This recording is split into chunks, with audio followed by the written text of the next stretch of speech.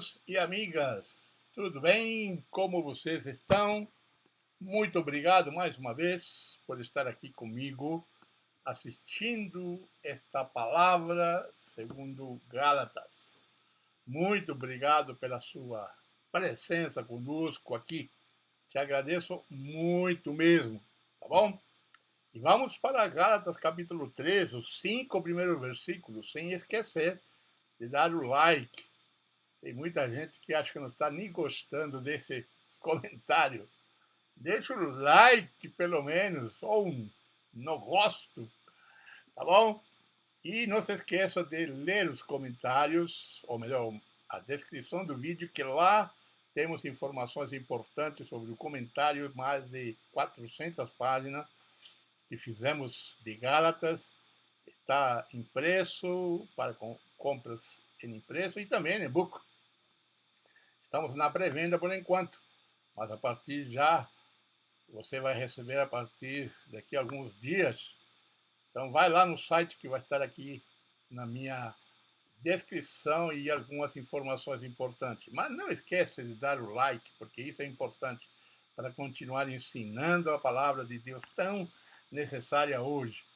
Lamentavelmente, há muita gente que fala que está pregando a Bíblia, mas eu não concordo. Há muita palha por ali. Lamentavelmente, muita gente se alimentando de coisas não cristãs, não evangélicas, não bíblicas.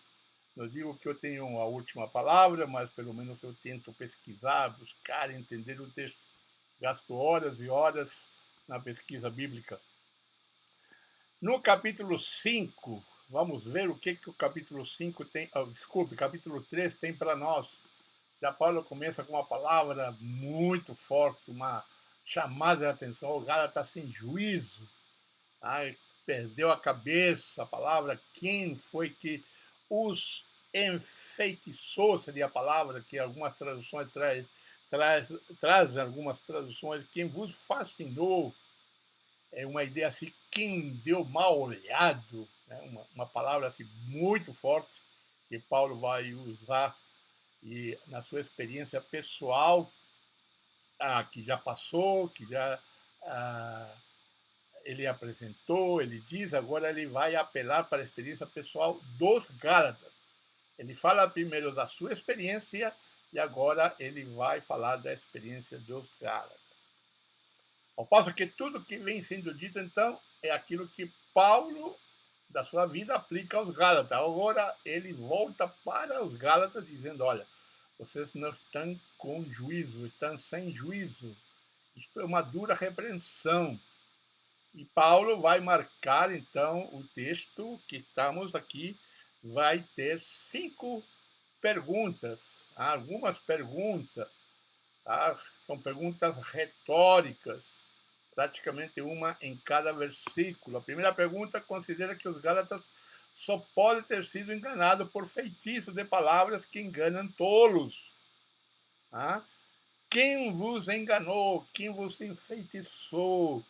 Quem fez a cabeça de vocês? Olha, gente, que importante isso para o texto para o contexto de hoje. Quem enfeitiça dizendo que o evangelho faz isso, aquilo, que você é obrigado a isso, aquilo. Então Paulo está dizendo, olha, doutrinaram vocês. Vocês estão perdendo a liberdade. Essa é a primeira pergunta. A razão é que Paulo pensava que ele tinha, e sabia disso, de ter se apresentado a Jesus. E Jesus crucificado de forma tão clara, como se tivesse pintado um quadro diante deles, dos Gálatas, e isso era suficiente para que eles não caíssem no papo, na conversa dessas obrigações, dessas leis. Pressupõe-se que o modo como ele lhe apresentou a crucificação de Jesus implica que a justificação pela fé, declarar justo o ser humano, não era algo que você tem que fazer alguma coisa. A segunda pergunta introduz uma ideia nova, um tema novo que aparecerá várias vezes, que o termo-chave, ou vai se tornar um tema-chave, que é o Espírito. Só queria saber isto de vós: recebeste o Espírito pelas obras da lei ou pela pregação da fé? Como você foi batizado no Espírito e para dentro do corpo de Cristo? Como você foi? Pela fé ou porque você fez jejuns, fez vigílias, fez orações, se libertou do pecado, você não peca mais? A pergunta tem por certo que os Gálatas receberam o Espírito e indaga se tal recepção aconteceu porque eles adotaram as obras da lei, ou aconteceu simplesmente porque creram, assim como está lá em Atos 2, eles creram, em Atos 8, eles creram, em Atos 10, esse texto muito mais forte, quando Pedro depois se defende, diz, olha, assim como eles receberam o Espírito, nós, quando creram, essa é a palavra importante, quando creram. A terceira pergunta contrasta o Espírito e carne. Este último versículo, este último vocábulo vai ser empregado por Paulo em vários sentidos. Mas é bem comum, como aqui, o sentido negativo de algo contrário ao Espírito. E que, neste caso, está associado às obras da lei. Tá?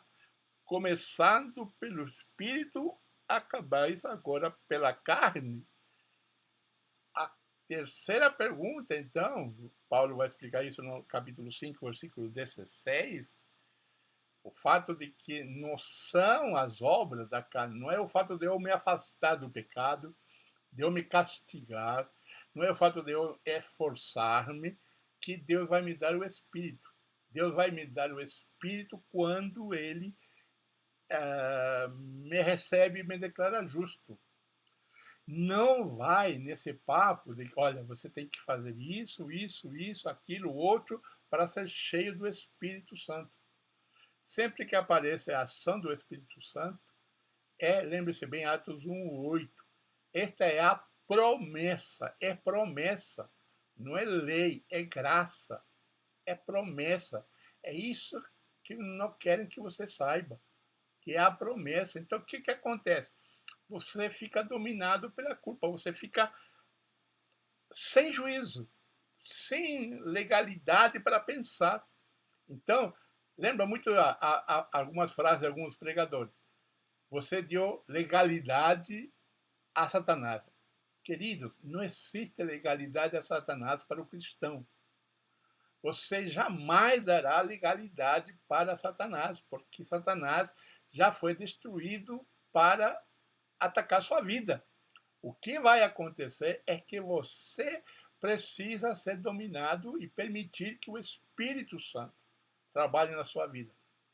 Então, a terceira pergunta nos mostra que nós não recebemos o Espírito Santo por obras da carne.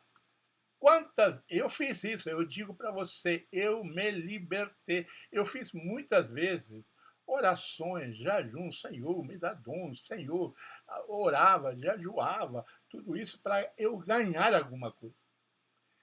Não estou falando de que oração, jejum, leitura bíblica, se afastar das coisas ruins, tá? Não seja bom. Não é isso. Tá? É bom, é legal, você se fortalece, tudo mais que você quiser, você dedica um tempo mais para Deus, beleza. Mas não espere de que esse afastamento, essas orações, esse jejum, esse castigo da carne vai te dar alguma coisa. Senão, os monges lá do Tibete estariam abençoadíssimos por Deus.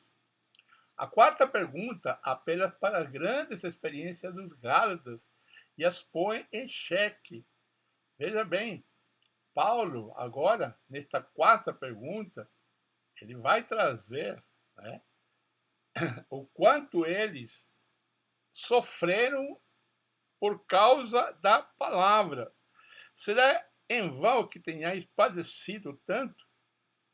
Se é que isso também foi em vão. Por que padecido tanto? Deus não quer. Escuta bem. Deus nos deu a liberdade e a vida em abundância.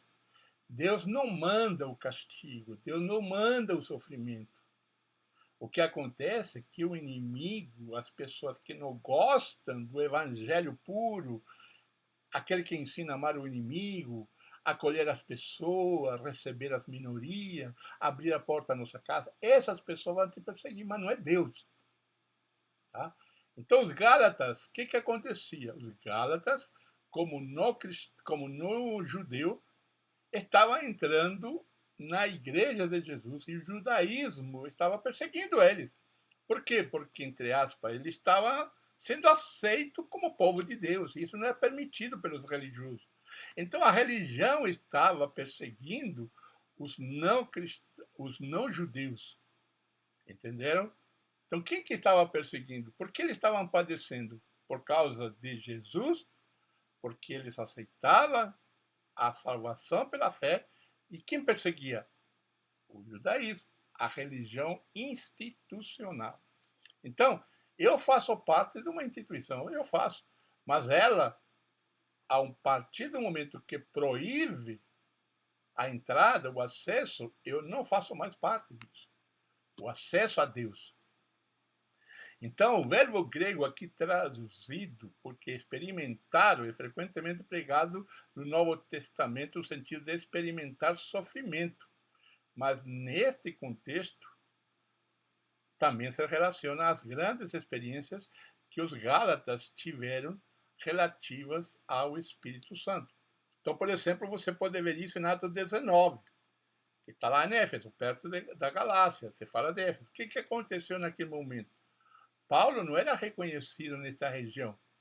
Então, esta carta tem muito a ver com Atos 19, aquele batismo lá de Paulo com os seguidores de João Batista. Paulo, naquela região, não era aceito. Aqui está a prova. O judaísmo, os cristãos judeus, ou cristãos judaizantes, rejeitavam Paulo. Está aqui. E em Gálatas, capítulo 19, você encontra isso. E quando Paulo pergunta, vocês foram batizados? Tá? No batismo de quem? Vocês foram batizados no Espírito Santo? E eles falam, os seguidores de João Batista, nós nem sequer ouvimos falar que há Espírito. Por quê? Bom, isso agora é outro tema, que é muito interessante. Porque ele não sabia. Então, talvez lá nos próximos comentários que nós faremos, podemos ampliar ou falar sobre a doutrina do Espírito Santo. Então, essa é a quarta pergunta. Padecido tanto, experimentado sofrimento, ou também experimentado tantas experiências, começando pelo Espírito, tendo começado pelo Espírito, tendo tanta experiência com o Espírito Santo, agora vocês vão inventar mais uma? E a quinta última pergunta é muito semelhante à segunda, mas acrescenta explicitamente os prodígios ao fato dele ter recebido o Espírito. Veja bem, aquele, pois, que vos dá o Espírito e que opera maravilhas entre vós, o faz pelas obras da lei ou pela pregação da fé? O milagre acontece porque a bênção, a cura, os dons, tudo aquilo que Deus faz, tudo aquilo que você diz maravilhas, que Deus, olha, Deus fez uma grande maravilha na minha vida. Por quê? Porque você jejuou? Porque você orou? Porque você fez isso, fez aquilo? Não. Veja bem, foi feito pela pregação da fé, que você creu no Evangelho, não nas regras denominacionais, locais. Mais uma vez, volto a insistir, para você não ser taxado de desigrejado, herético, como já fui. Sou um pastor, membro de uma igreja, tá? Mas a igreja, corpo de Cristo, a igreja é uma coisa. Quando a igreja tem um CNPJ, ela pode colocar as regras que quiser. Tá?